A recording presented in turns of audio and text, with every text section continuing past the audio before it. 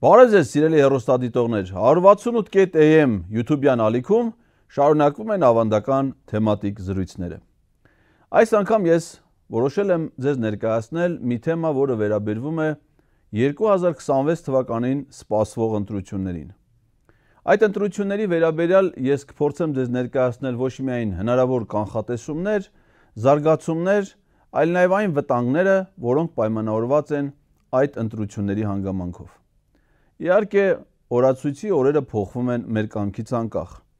եւ 2026 թվականին մենք անպայման հասնելու ենք։ Հասնելու ենք նաև այն օրվան, երբ որ ավարտվելու է ազգային ժողովի լիազորությունների ժամկետը։ Հետևաբար ցանկացած իրադարձության պետք է սպասել, բայց այդ ժամանակահատվածում հնարավոր է նաև գործել։ Ես կփորձեմ խոսել, թե ինչ կարող են մեզ բերել գործողությունները եւ ինչ կարող են մեզ բերել ուղղակի սպասումները։ Ինչու որոշեցի այս թեման համարել ակտուալ հիմա, որովհետև այս տարվա նոյեմբերի 3-ին, մի քանի օր առաջ, Հայաստանի վարչապետ Նիկոլ Փաշինյանը հայտարարեց, որ ինքը առաջադրվում է ազգային ժողովի 2026 թվականի հերթական ընտրություններում որպես քաղաքացիական պայմանագիր կուսակցությունից падգամավորի թեկնածու։ Եվ նաև հայտարարվեց, որ կարող են արդեն մարդիկ, ովքեր հավակնում են падգամավոր դառնալու,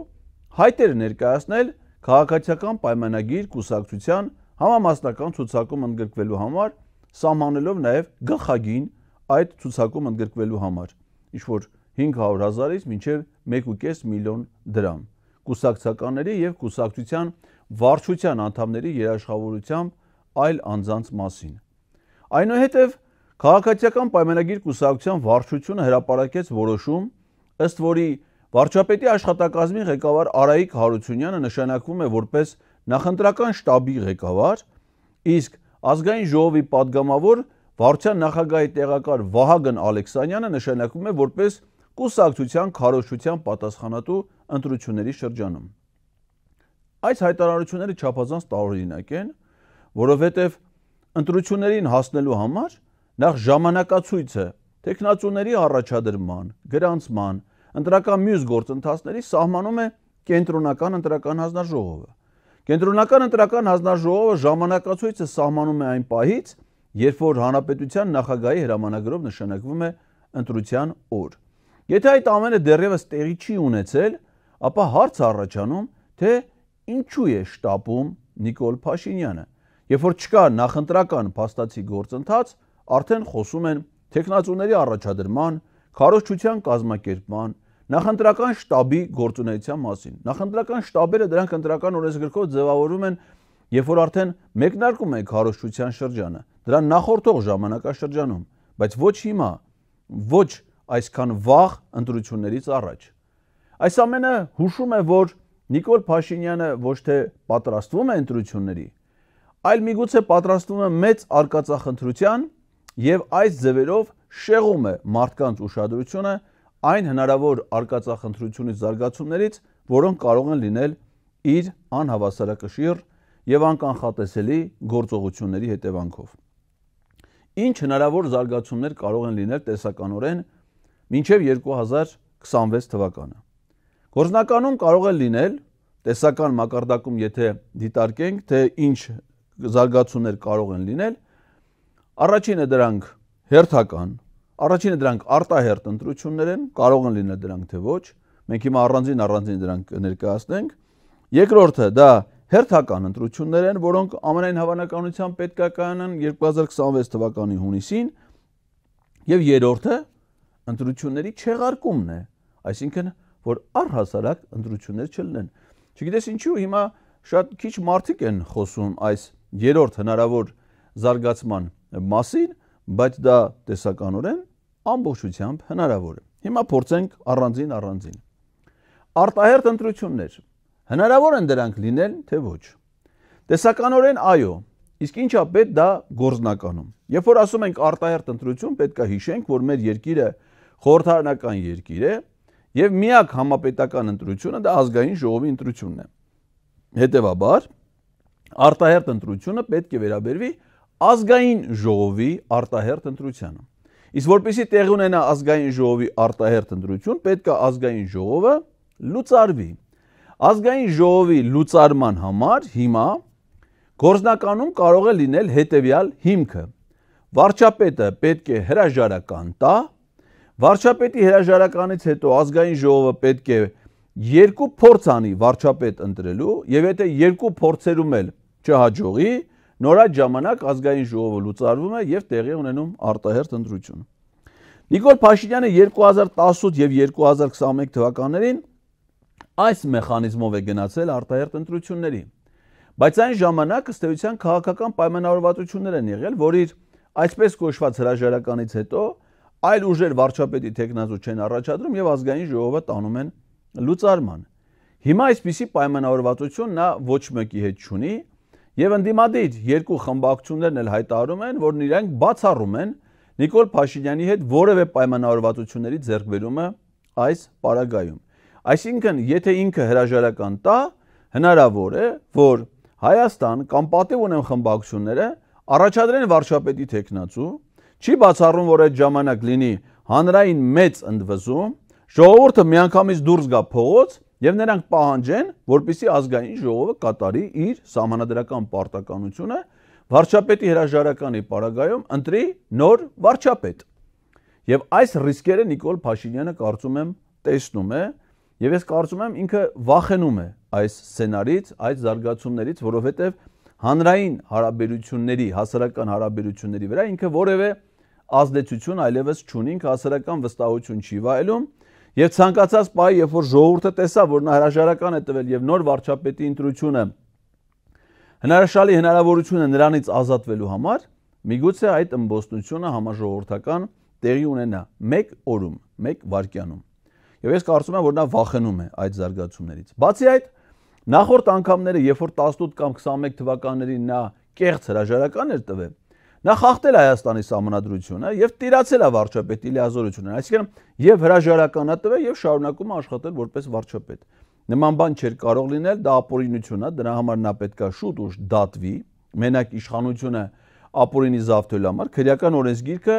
հստակ սահմանում է վարչապետի լիազորություններին տիրանալը վարչապետի լիազորությունների ավարտից հետո։ Այսինքն հրաժարականը լիազորությունների ավարտի ազդարարում է, բայց նա շարունակել է կատարել վարչապետի պարտականությունները։ Նման իրավունք նա չուներ, նման իրավունք ունեին կառավարության մյուս անդամները, ովքեր հրաժարական չեն ներկայացրել։ Եվ հիմա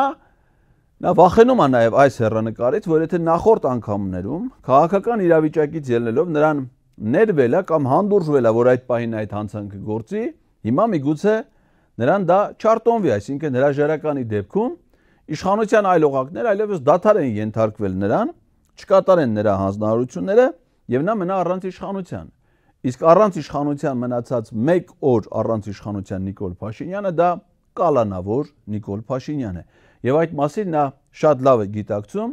հետեւաբար չնայած այն հանգամանքին, որ տեսականորեն հնարավոր է հրաժարական եւ վարչապետի չընտրություն եւ ազգային ժողովի լուծարում, ինչը պետքա բերի արտահերթ ընտրության,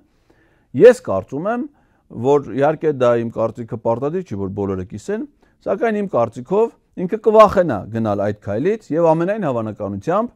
արտահերթ ընտրություններ տեղի չեն ունենա։ Ինչի պիտի նա շահագրգռված լինի այս կեղծ ճգնաժամ ստեղծելով արտահերթ ընտրություններին գնալու։ Միակ մոտիվացիան նրան այն է, որ ընդդիմադիր մյուս քաղաքական ուժերը պետքա պատրաստ չլինեն դրան, որովհետև արտահերթ ընտրությունները լինում է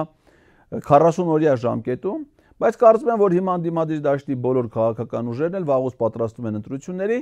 եւ իրենք այդ շփոթմունքի, այդ ցայտնունտի մեջ երբեք չեն հայտնվի, հետեւաբար նա ոչինչ չի շահում, այսինքն նրան ավելի շահեկան է մնալ իշխանության ղեկին, առանց հավելյալ ռիսկերի գնալու, դժվարություններ ստեղծելու, որպեսզի 2026 թվականին իրականացնի իշխանազավթում։ Հիմա գանք 2026 թվական։ Դա հերթական ընտրություններ են, որոնք արդեն կլինեն հերթական, առաջին անգամ նրա պաշտոնավարման շրջանում, եւ այդ ընտրությունները ունենալու են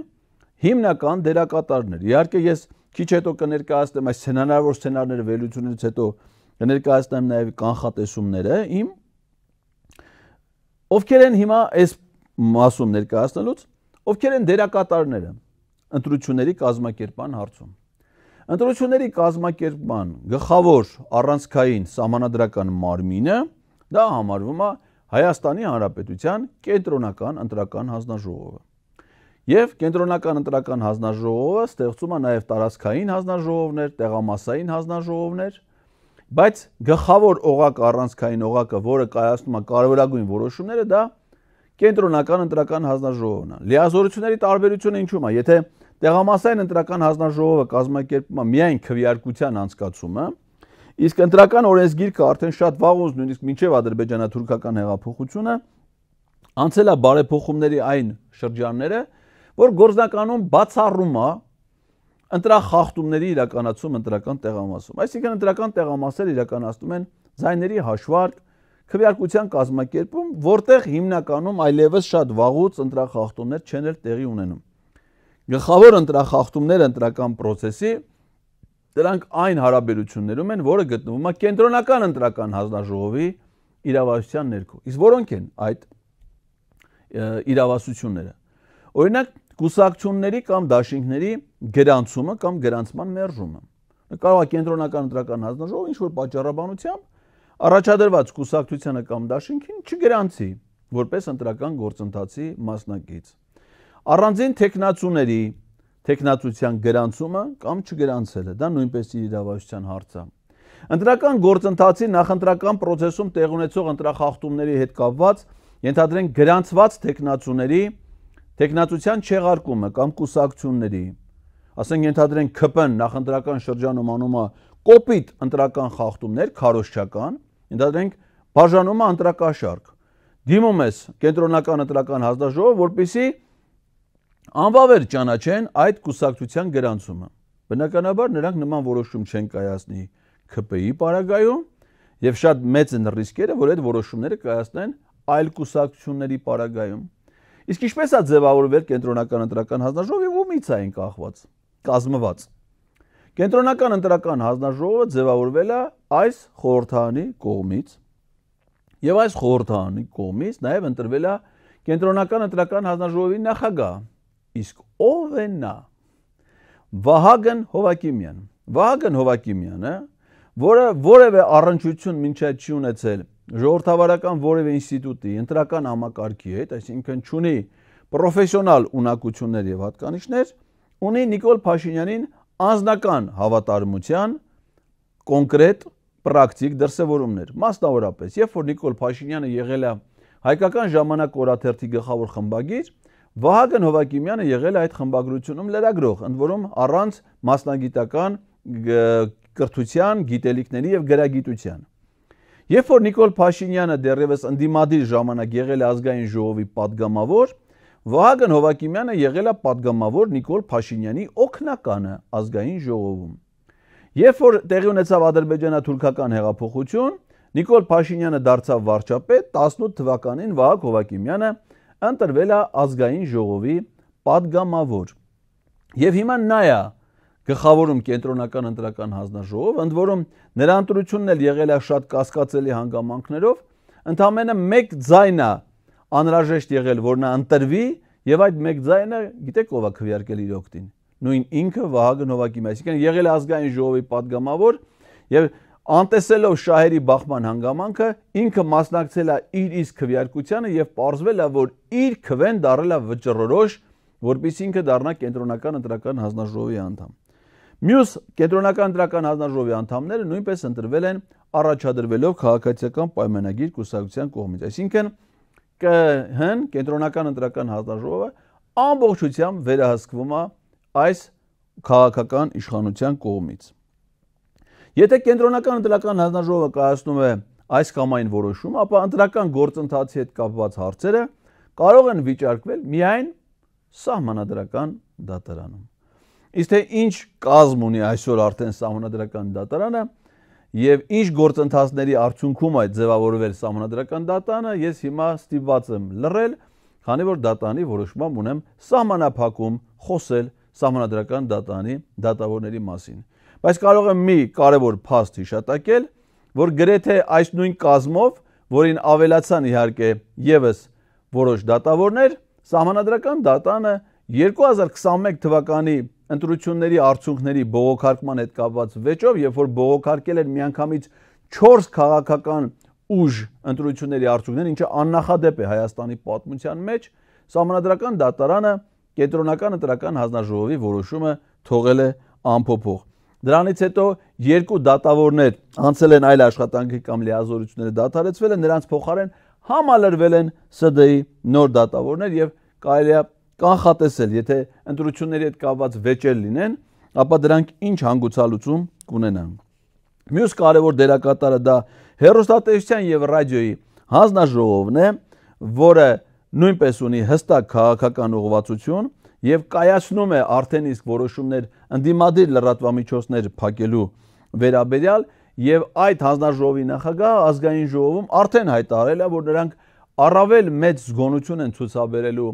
նախընտրական շրջանում, իսկ ինչ է այդ զգոնությունը իրենց քաղաքական կողմնորոշվածության պայմաններում, դա ընդդիմադիր լրատվամիջոցների դեմ արշավներն են, նրանց եթերազրկումը, եթերի սահմանափակումները քարոզչության ընթացքում։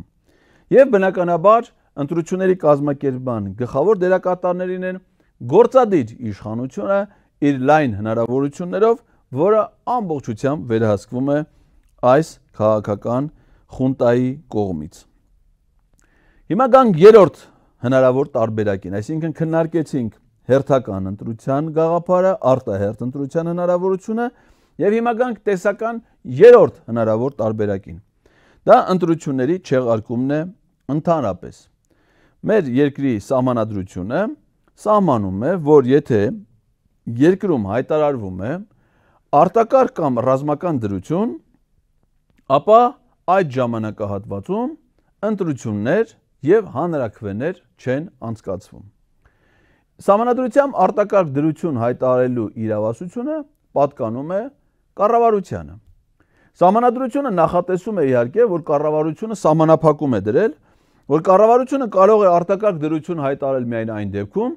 երբ որ երկրի սահմանադրական կարգին վտանգ է սպառնում։ Բայց մենք ունենք արդեն նախադեպ, որ այս կառավարությունը հայտարարել է արտակարգ դրություն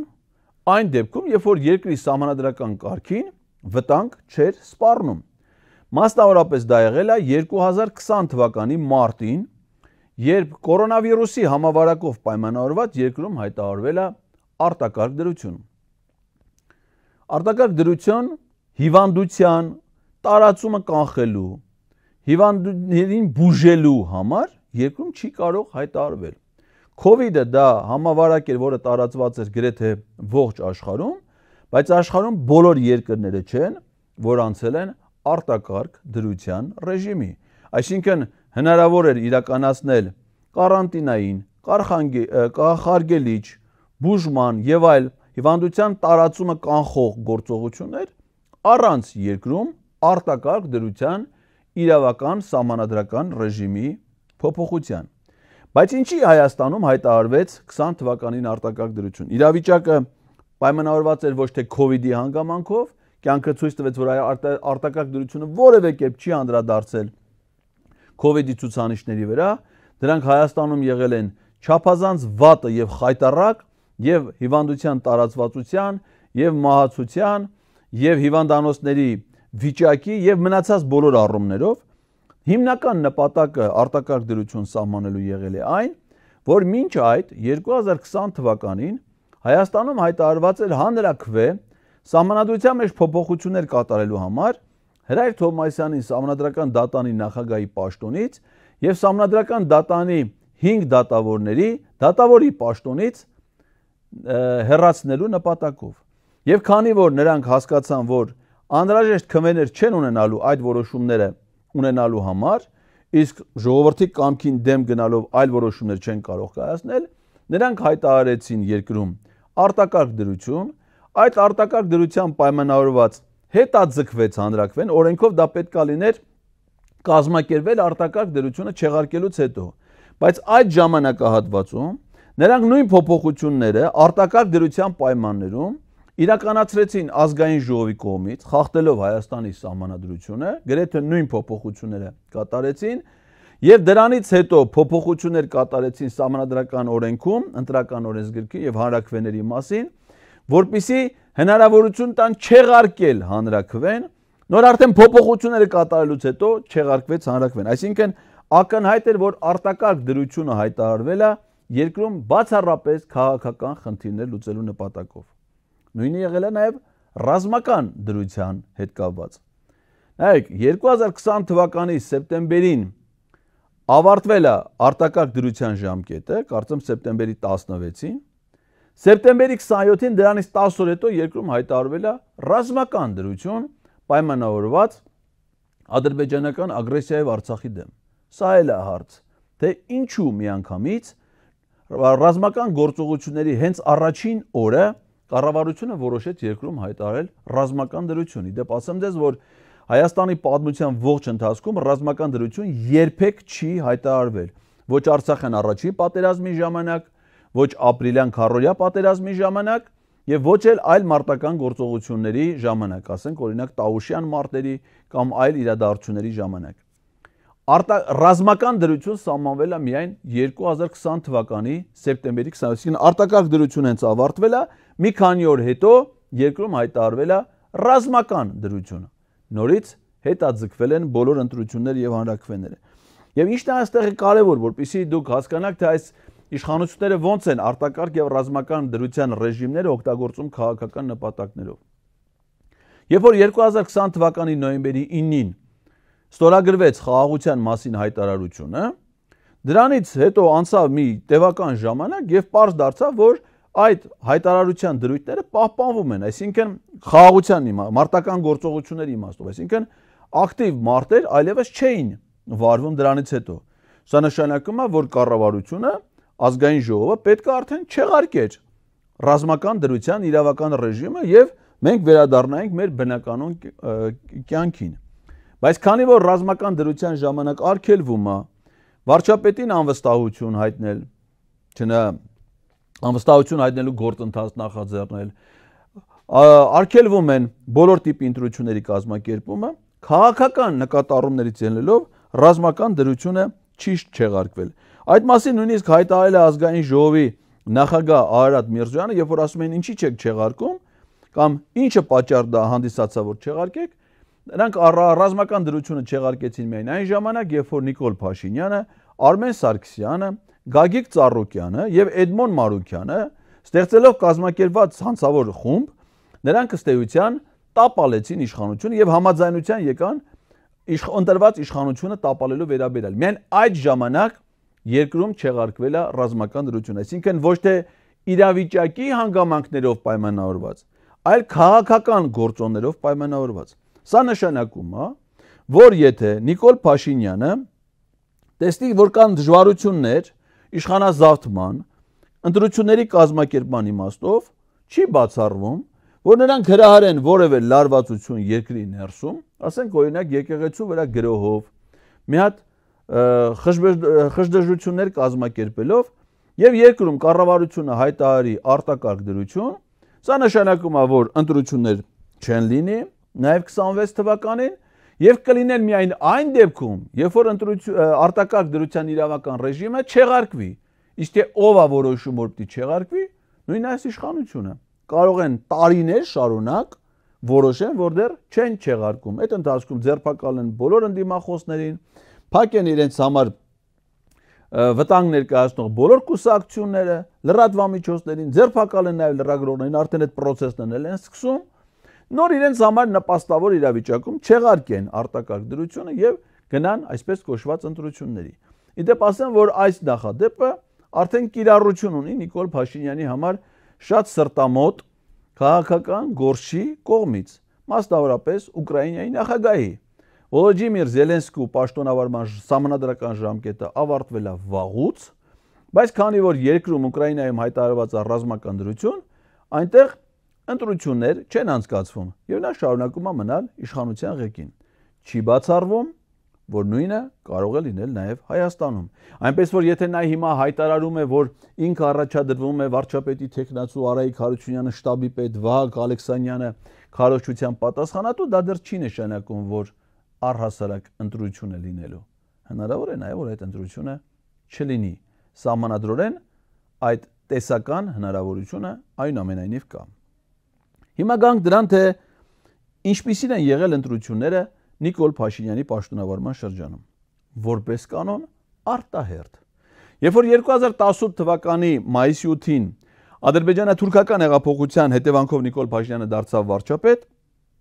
առաջի իշխանազավթումը նրանք իրականացրեցին Երևանի մայրաքաղաքում, Հայաստանի ամենամեծ քաղաքում, որտեղ բնակվում է երկրի բնակչության գրեթե 1/3-ը։ Պահանջելով քաղաքապետի հրաժարականը, նրանք ապօրինաբար լուծարեցին Երևանի ավականին եւ տեղի ունեցավ Երևանի ավականու արտահերթ ընտրություն իրականացնելով իշխանազավթում Երևան քաղաքում։ Այդ ընտրությունների արդյունքներով ոգևորված նա որոշեց կազմակերպել արտահերթ ընտրություն ազգային ժողովի համար։ Այն դեպքում, հիշեք սիրելի հայրենակիցներ, Նիկոլ Փաշինյանը հայտարարում էր, որ եթե ազգային ժողովի արտահերթ ընտրություններ լինեն, ապա դրանք կլինեն 2019 թվականի մայիս կամ հունիս ամիսներին, որպեսզի քաղաքական բոլոր ուժերը պատրաստ լինեն այդ ընտրություններին։ Իսկ մինչ այդ փոխվարչապետ Արադ Միրզոյանի գլխավորությամբ ստեղծվել էր մի աշխատանքային խումբ, հանձնաժողով, որը պետք է նախապատրաստեր փոփոխություններ ընտրական օրենսգրքում եւ հարակից օրենքներում, որից հետո այդ ընտրական օրենսգիրքը ընդունվելուց 6 ամիս հետո պետք է նոր կազմակերպվեին ազգային ժողովի արտահերթ ընտրություններ։ Ընդ որում ազգային ժողովի արտահերթ ընտրությունների համար էլ պետք է հիմք լինեին, իսկ այդ հիմքերը այդ պահին չկային, որովհետեւ ազգային ժողովը հաստատել էր Նիկոլ Փաշինյանի կառավարության գործունեության ծրագիրը եւ ազգային ժողովի նախագահ Արա Բաբլոյանը հայտարարել էր, որ իրենք պատրաստ են նաեւ հաստատելու 2019 թվականի պետական բյուջեն, այսինքն երկրում ներքաղաքական ճգնաժամ գոյություն չուներ։ Հետևաբար ազգային ժողովի արտահերթ ընտրություն կազմակերպելու անհրաժեշտությունը չկար, բայց ոգևորված Երևանի ավականու ընտրությունների արդյունքներով, որտեղ ՔՊ-ն ուներ մոտարապես 85%-ից ավելի ձայներ, Նիկոլ Փաշինյանը գնաց չնախատեսված արտահերթ խորհրդարանական ընտրությունների։ Եվ այդ ընտրություններում հաղթեցին, այսինքն նվազագույն շեմը հաղթարեցին ընդամենը 3 քաղաքական ուժեր, որոնք աննախադեպ էր Հայաստանի պատմության մեջ, որովհետև երբեք նման քիչ թվով ուժեր խորհրդարանում չէին եղել, միշտ եղել է 4 եւ ավելի։ 3 քաղաքական ուժեր՝ Իմ քայլը դաշինքը, Բարգավաճ Հայաստան կուսակցությունը եւ Լուսավոր Հայաստան կուսակցությունը, որոնք 3-ն էլ մինչև ընտրությունները քաղաքական կոալիցիա էին կազմել Նիկոլ Փաշինյանի հետ։ Այսինքն խորհրդարան առանց ընդդիմության, որտեղ միայն Նիկոլ Փաշինյանի առաջնորդած քաղաքական ուժը ուներ սահմանադրական մեծամասնություն, այսինքն կարող էր կայացնել ցանկացած որոշում։ 2018 թվականի ազգային ժողովի ընտրություններից հետո եղել են նաև 2020 թվականի հանրաքվե, որը չեղարկվել է, քիչ առաջ դրա մասին էի խոսում, եւ 2021 թվականի ընտրությունը նույնպես արտահերթ։ Սա էլ պայմանավորված էր հետպատերազմյան զարգացումներով, երբ որ ողջ երկիրը Եկեղեցին, Գիտությունների ազգային ակադեմիան, Պետական համալսարանը, Փաստաբանների պալատը, տասնյակից ավելի կուսակցություններ, հարյուրավոր հասարակական կազմակերպություններ, հարյուրավոր համայնքի ղեկավարներ, համայնքի ավականիներ պահանջում էին Նիկոլ Փաշինյանի հրաժարականը։ Եվ նա հրաժարական գնալու փոխարեն գնաց իշխանազավթման եւ 2021 թվականին կազմակերպվեց ընտրություններ։ Ուրեմն այդ ընտրություններում նվազագույն շեմը ընտրական օրենսգրքով սահմանված հաղթահարել ընդամենը 2 քաղաքական ուժ՝ Քաղաքացիական պայմանագիր կուսակցությունը եւ Հայաստան դաշինքը։ Պատիվ ունեմ խորհրդարանը անցել իրավունքի ուժով, որովհետեւ ընտրական օրենսգրքով առնվազն 3 քաղաքական ուժ պետք է լինեն խորհրդարանում։ Այսինքն մասնակցել են աննախադեպ թվով քաղաքական ուժեր, 25 քաղաքական կուսակցություն եւ դաշինք, որը աննախադեպ է եղել, բայց նվազագույն շեմը կարողացել են հաղթահարել ընդամենը 2-ը։ Սա նույնպես ժողովրդավարության դեֆիցիտի ուղիղ արտահայտումն է։ Գանք տեղական ընտրություններին։ Ինչպես են անցկացվել տեղական ընտրությունները Նիկոլ Փաշինյանի պաշտոնավարման շրջանում։ Քաղաքացիական պայմանագիր կուսակցություն ունի մի առանձնահատկություն, որ նա ըստ էության դասական իմաստով կուսակցություն չի հանդիսանում, հետևաբար չկան ազդեցիկ հեղինակավոր գործիչներ այդ կուսակցության շարքերում։ Առավել ևս չկան այդպիսի գործիչներ մարզերում, համայնքներում։ Հետևաբար նրանք չէին կարող թողնել մեծամասնական ընտրական համակարգը տեղական ինքնակառավարման մարմիններում, այսինքն մեր մոտ ոնց էր համայնքի բնակիչները ուղիղ ընտրում էին համայնքի ղեկավարին եւ համայնքի ավականուն։ Սրանք իրականացրեցին համայնքների խոշորացում միայն մեկ նպատակով 21 թվականի սեպտեմբերին էր դա, այսինքն ազգային ժողովում իշխանազավթումից հետո, որպեսզի բոլոր համայնքներում ընտրությունները լինեն համամասնական եղանակով, որպեսզի կարողանան ազդել այլ ուժերի վրա եւ զավթել իշխանությունը համայնքներում։ Եվ այդպես էլ եղավ։ Շատ համայնքի ղեկավարներ, որոնք սկզբից օրինակ հանդես էին գալիս ընդդիմադիր դիրքերից, ընտրություններից հետո դարձել են ՔՊ-ական, բազմաթիվ համայնքի ղեկավարներ, ովքեր հիմա ՔՊ-ով ընտրվել են, նախկինում եղել են իշխող հանրապետական կուսակցության անդամներ, իսկ այն դեպքերում, երբ որ համայնքի ղեկավարները հանդես են գալիս ընդդիմադիր դիրքերից, այսինքն հաղթում են ՔՊ-ին եւ շարունակում են պահպանել ընդդիմադիր կեցվածք, գրեթե առանց բացառության նրանց դեմ հարուցվում են քրեական գործեր, նրանք ձերբակալվում են, քննիչների որոշմամբ են կասեցում նրանց լիազորությունները կամ իրականացում է իշխանազավթում, ինչպես եղավ Ալավերդի համայնքում, այսինքն պաշտոնավարումից 1 տարի անց եւ այլն։ Էլ չասեմ Մասիս համայնքի մասին, որի համայնքի ղեկավար վարչապետի իմպիչմենտի տեխնացու Դավիթ Համբարձումյանը ձերբակալվեց ենթադրյալ ինչ-որ գործողությունից 7 տարի անց, երբ որ Փարաքար համայնքի ղեկավարը սպանվեց, երբ որ Գյումրի համայնքի ղեկավարը ձերբակալվեց, այսինքն այնտեղ որտեղ իրենք պարտվում են, իրենք ոչ մի կերպ չեն հաշտվում ժողովրդի ընտրության եւ նրա քվեի հետ։ Նույն այդ Փարաքարի հետ կապված խնդիրը գոյություն է դեռևս 2021 թվականից, 2021 թվականի խնդիր կար Բերդում, կար Վարդենիսում, բազմաթիվ այլ տեղերում։ Այսինքն այս իշխանության օրոք սահուն ընտրական process, որ մարդիկ գնան քվեարկեն եւ այդ քվեարկության արդյունքներով ձևավորվի տեղական իշխանություններ, որոնք կոչված են համայնքային խնդիրները լուծելու, կարելի ասել առանց բացառության նման բան տեղի չի ունեցել։ Հիմա ինչա մեզ սպասվում, եթե 2026 թվականին տեղի ունենա հերթական ընտրություններ։ Արդեն շատ քաղաքական ուժեր եւ գործիչներ, կուսակցություններ հայտարարել են, որ իրենք պատրաստվում են մասնակցել 2026 թվականի ընտրություններին։ Հետևելով նրանց հայտարարություններին, ես կազմել եմ մի ցուցակ ենթադրյալ քաղաքական ուժերի, որոնք կարող են մասնակցել 2026 թվականի ընտրություններին։ Եվ այդ ցուցակում այս պահի դրությամբ կա 32 տող։ Ընդ որում դրանց մեջ ոչ միայն կուսակցություններ են, այլև դաշինքներ, այսինքն ես կանխատեսում եմ, որ կարող են լինել դաշինքներ, որոնց մեջ լինեն մի քանի կուսակցություններ։ Օրինակ իմ կարծիքով հակառուսական տրամադրություն ունեցող քաղաքական ուժեր, ինչպիսիք են Հայաստանի շնորհապետական կուսակցությունը, Գուրգեն Սիմոնյանի գլխավորած, Հանրապետություն կուսակցությունը Հոպլոյի գլխավորությամբ, Եվրոպական կուսակցությունը, Հանուն Հանրապետություն կուսակցությունը միգուցե նրանք դաշինքով մասնակցեն ընտրություններին, ինչպես դաշինքով մասնակցեցին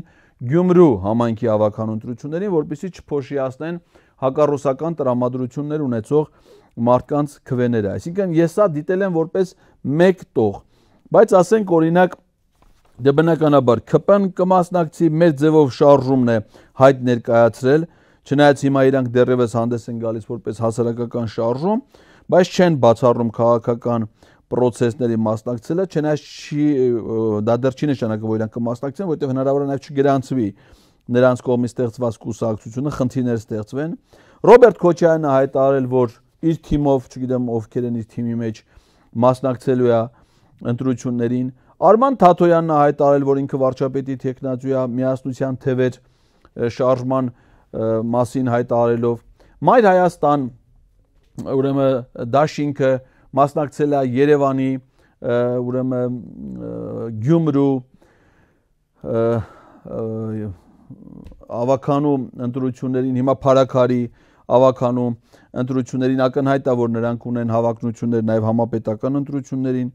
Հանրապետական կուսակցությունը դեռևս չի հայտարարել ընտրությունների մասին, բայց Հայաստանի ամենաազդեցիկ կուսակցության նախորդ ընտրություններին մասնակցել է, ենթադրվում է, որ կմասնակցեն։ Հայ հեղափոխական դաշնակցություն, Բարգավաճ Հայաստան կուսակցություն, Լուսավոր Հայաստան, հնարավոր է միասին շարժումը Հրանտ Բագրատյան, Արամ Սարգսյան դաշինքով մասնակցեն, Հայաքվենը հայտարարել, որ մասնակցել են, եւ Հայրենիք կուսակցություն, էլ չասեմ նոր դոկ ուրեմն այդ կուսակցությունը Վարդան Ղուկասյանի, որ հիմա գտնվում է արտերկրում անհասկանալի կարգավիճակում, պլյուս նախորդ 21 թվականին մասնակցած կուսակցությունները։ Ուրեմն ինչ է սա բերելու։ Սա նշանակում է իմ կարծիքով, որ այս կուսակցությունները դրանք ձայներ փոշիացնող են, այսինքն նրանցից շատ քչերին է հաջողվելու հաղթահարել նվազագույն շեմը։ Հիմա դա սահմանված է 4% եւ 6% կուսակցությունների եւ դաշինքների համար։ Իսկ ինչ է լինում, երբ որ ասենք կուսակցությունը կամ դաշինքը այդ շեմը չի հաղթահարում։ Այդ դեպքում, ըստ ընտրական օրենսգրքի, այդ կուսակցության կամ դաշինքի օգտին տված քվեները վերաբաշխվում են այն կուսակցությունների ու դաշինքների միջև, ովքեր շեմը հաղթահարել։ Այսինքն, եթե պայմանական պայծառ ապագա, որը որևէ մեկի անունը չտամ, չվիրավորեմ, պայծառ ապագա կուսակցությունը հայտարարում է, որ իրանք ընդդիմադիր դիրքերից հանդես եկող քաղաքական ուժ են, գնում են մասնակցում են ընտրություններ, ասում են Նիկոլին մի ընտրեք, մեզ ընտրեք։ Իրենք հավաքում են 3% քվե, դա նշանակում է, որ իրանք շեմը չեն հաղթահարում եւ իրենց օգտին քվեարկել, եթե անդրեք քվեարկել է իրենց օգտին 10000 մարդ, այդ 10000 մարդու քվեներից մի մասը գնալու է դառնա ԿՊ-ի օգտին տված քվե, մի մասը մյուսների ովքեր անցնում են խորհրդարան։ Այսինքն ստացվում է, որ մարդը ընտրողը քվեարկելու է այսպես կոչված ընդդիմադիր քաղաքական ուժի օգտին, բայց նրա քվեն դառնալու է իշխանության Նիկոլ Փաշինյանի օգտին տված քվե։ Եվ ինչքան շատ են այս տիպի կուսակցությունները, ինչքան նրանք փոշիացնեն ընդդիմադիր քվեները ձայները, այնքան իրանք հնարավորություն են տալու Նիկոլ Փաշինյանին իրականացնել իշխանազավթում։ Հիմա այստեղ կա այսպիսի մի միֆ։ Նախորդ ընտրությունների միֆը 2025 թվականին, ասենք Փարաքարի կամ Գյումրի։ Ինչ տեսանք մենք Գյումրիում։ Ցույց տվեց, որ ընդդիմություն, օրինակ Գյումրիում, մրցակցում են միմյանց հետ։ Այսինքն ԿՊ-ն իշխանությունը մասնակցում է միասնական կուռ թիմով, ընդդիմությունը մասնատված էր տարբեր քաղաքական ուժերի։ Արդյունքում ԿՊ-ն ստացավ ավելի շատ ձայն,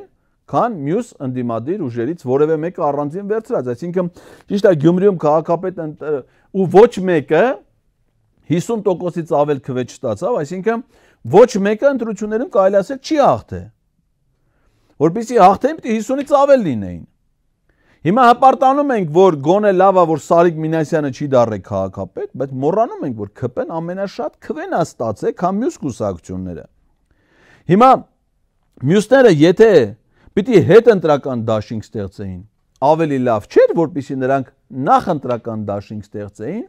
եւ միանգամից հաղթեին ԿՊ-ին այդ ընտրությունները, մանավանդ որ մենք տեսանք, որ հետընտրական զարգացումներն սահուն չեն ընթանում այդ քաղաքական ուժերի միջև։ Բացի չի կարելի համեմատել տեղական ընտրությունները համապետական, ասենք եթե Վարդան Ղուկասյանը ընդդիմադիր կոչվող դաշտում ստացել էր ամենաշատ քվեները,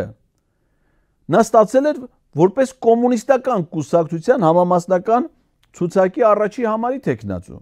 Բայց դա չի նշանակում, որ կոմունիստական կուսակցությունը հիմա Գյումրիում ունի այնքան քվե, եթե լինի համապետական ընտրություն, այսինքն անձի հանգամանքը,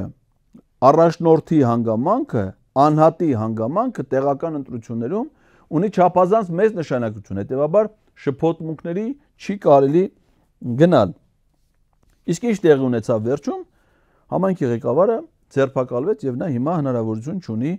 կատարել իր պարտականությունները, իսկ երկու օր առաջ հանրային հեռուստաընկերություն արդեն ռեպորտաժ էր պատրաստել, որ Գյումրի համայնքու ավականու կոմունիստական կուսակցության խմբակցությունից կան падգամավորներ, որոնց լիազորությունները նույնպես անհնարին են դառնում եւ չի բացառվում, որ այնտեղ տեղի ունենա քաղաքական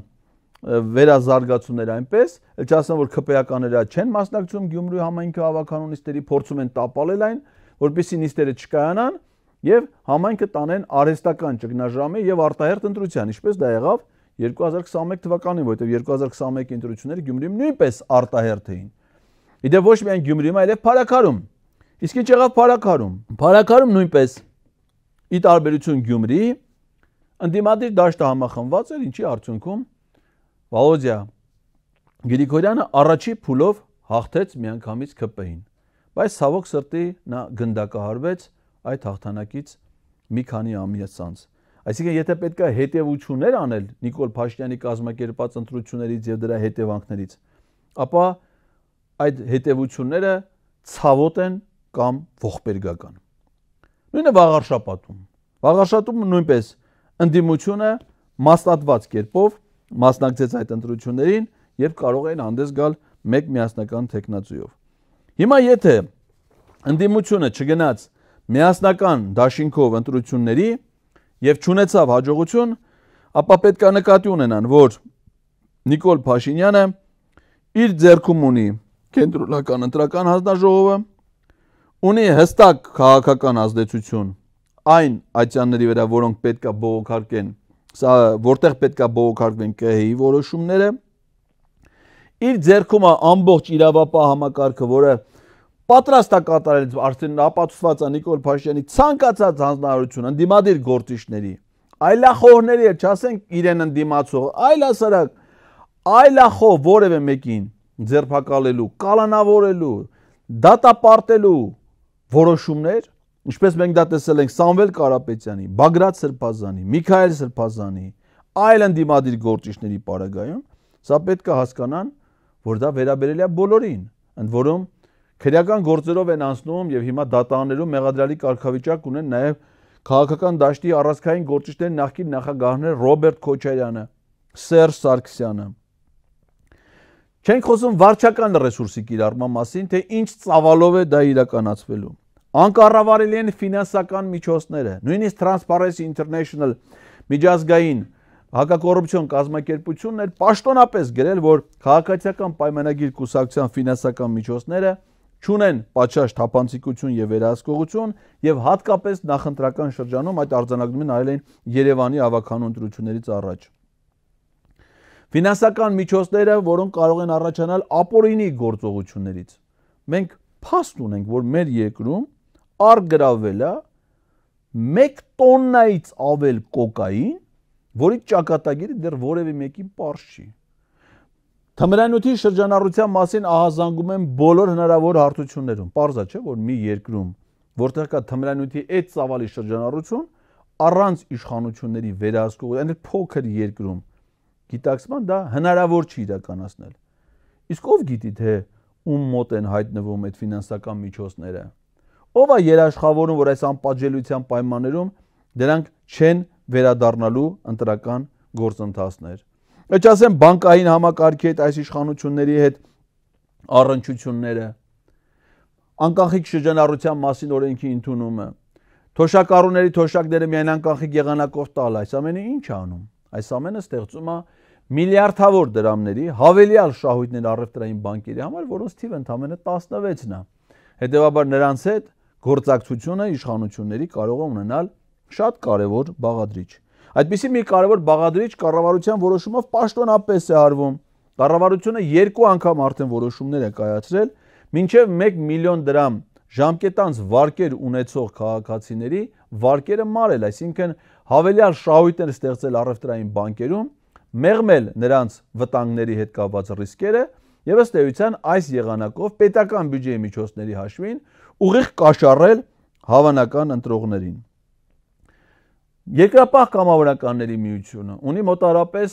ըստ Սասուն Միքայելյանի տվյալների մոտարապես 10,000 մարդ, ովքեր հանդիսանում են այսպես ասած պայմանագրայիններ իբր սահմանի պահպանությանը մասնակցելու համար։ Պարզ է, որ այդ տարիքի մարդիկ սահմանի պահպանության գործընթացում չեն կարող ֆունկցիոնալ մասնակցություն ունենալ, զինծառայության խելամիտ ժամկետը 45 տարեկանն է, հետևաբար այս մարդկանց փող տալ ուղղակի ֆինանսավորում է ընտրական գործընթացներին մասնակից դարձնելու համար որպես ընտրակաշառքի դրսևորում։ Էլ չասենք թոշակները բարձրացնելու հետ կապված որոշումներ, հետցի մասնավորեցում այդ ազգային քաղաքական ճանապարհով խլելու խնդիրները։ Կարող է Ռոմանոս Պետրոսյանը հայտարարի ասի, որ կարող եք հոսանքի համար այլևս վճարումներ չանել եւ ձեր էլեկտրաէներգիան չի անջատվի։ Եվ միայն այն դեպքում, եթե քվեարկեք քաղաքացիական պայմանագիր կուսակցության օգտին։ Եվ այս ամենը ի վերջո բերելու է իշխանազավթման։ Իսկ այդ իշխանազավթումը նաև խրախուսվելու է, եթե մինչև հիմա Հայաստանում բոլոր իշխանությունները անհանգիստ էին եվրոպական կառույցների գնահատականներով, թե ինչ եզրահանգում կտա ենթադրենք ԵԱՀԿ ժողովրդավարական հաստատությունների եւ մարդու իրավունքների գրասենյակի դիտորդները ընտրությունների օրինականության եւ այլնի վերաբերյալ եւ ձգտում էին ամեն ինչ անել ընտրությունները հնարավորինս օրինական ժողովրդավարության չափանիշներին համապատասխան կազմակերպելու համար, այս իշխանությունը նման կաշկանդվածություն չունի։ Ինչպիսին էլ լինեն ընտրությունները, նրանք միշտ ունենալու են աջակցություն եվրոպական արևմտյան երկրների կողմից, հետևաբար Նիկոլ Փաշինյանի ձեռքերը անզուսպ կերպով բաց են ցանկացած ապօրինություններ անելու համար։ Ավելին, եվրոպական երկրները նույնիսկ պատրաստ են քաղաքական աջակցություն ցուցաբերել Նիկոլ Փաշինյանին, պատահական չի, որ 2026 թվականի մայիսին, այսինքն հունիսին ենթադրյալ ընտրություններից ընդամենը 1 ամիս առաջ, Երևան պետք է գան եվրոպական առաջնորդները, տարբեր պետությունների ղեկավարներ, միջազգային կազմակերպությունների ղեկավարներ, դա ոչ այլ ինչ է, եթե ոչ ուղիղ քաղաքական աջակցություն։ Եզրափակելով այս թեման, սիրելի հայրենակիցներ, ես կարծում եմ, որ ամեն ինչ պետք է արվի, որպեսզի 2026 թվականի հունիս մենք հասնենք առանց վարչապետի պաշտոնում Նիկոլ Փաշինյանի։ Իսկ դրա միակ հնարավոր տարբերակը դա ազգային ժողովի կողմից վարչապետին անվստահություն հայտնելն է կամ իմպիչմենտը։ Եթե քաղաքական ուժերը, ընդդիմադիր գործիչները, որոնք կարելի ասել բոլորը դեռևս թերահավատություն ունեն այս գաղափարի եւ գործընթացի նկատմամբ, չմտափոխվեն, չհամեմեկտեղեն իրենց ջանքերը, ամեն ինչ չանեն այդ ուղղությամբ հաջողության հասնելու համար, ավելին, ընտրություններին գնան սեփական հավակնություններով, սեփական շահերով, իրենց մեծամիտ պատկերացումներով իրենց հնարավոր հաջողությունների վերաբերյալ, ապա ցավոք սրտի մենք կանգնելու ենք այն վիճակի առաջ, որ դրանով հնարավորություն տրվի Նիկոլ Փաշինյանին վերստին զավթել իշխանությունը 2026 թվականին, իսկ 2026 թվականին նրա զավթած իշխանությունը դա կործանելու է Հայաստանի Հանրապետությունը, որովհետև այդպիսին է նրա նախընտրական ծրագիրը։ 2021 թվականի իշխանազավթումից հետո նա կործանեց Արցախի Հանրապետությունը 2023 թվականին։ Իշխանազավթումից ընդամենը 2 տարի անց։ 2026 թվականի իշխանազավթումից հետո 2 տարուց էլ պակաս ժամանակ կպահանջվի, որն այսպես ասած իր խոսքերով քաղաքացիական պայմանագիր կուսակցության համաժողովի բանաձևումներով 3-րդ հանրապետությունը կործանելու եւ դրա փոխարեն իբր 4-րդ հանրապետություն ստեղծելու համար։ Այդ 4-րդ հանրապետությունը եւ առհասարակ այս պետությունը կործանելուց հետո որևէ նոր պետություն չի ստեղծվելու։ Ինչպես որ Արցախի հանրապետությունը կործանելուց հետո Արցախում որևէ նոր պետական կազմավորում չի ստեղծվել։ Ադրբեջանը շատ սրտատրոփ է սպասում 26 թվականին եւ դրան հաջորդող սահմանադրական փոփոխություններին, անկախության հռչակագրից հրաժարումին, այն է Հայաստանի պետականության կորստին։ Փրկության մի ձև գոյություն ունի՝ մեկտեղել ջանքերը, պայքարել մինչև 2026 թվական Նիկոլ Փաշինյանին իշխանությունից հեռացնելու, այն է անվստահություն հայտնելու համար։ Այսքանը, սիրելի հեռուստադիտողներ, շնորհակալ եմ ձեր ուշադրության համար։ Խնդրում եմ բաժանորդագրվել 168-ի YouTube-յան ալիքին, հավանել եւ տարածել այս տեսանյութը, ցանկության դեպքում թողնել ձեր մեկնաբանությունները։ Իսկ 168-ի YouTube-յան ալիքում դուք հետևեք այս կայքի բոլոր հաղորդումներին, որոնք իսկապես շատ հետաքրքիր են եւ օգտակար։ Լավ եղեք։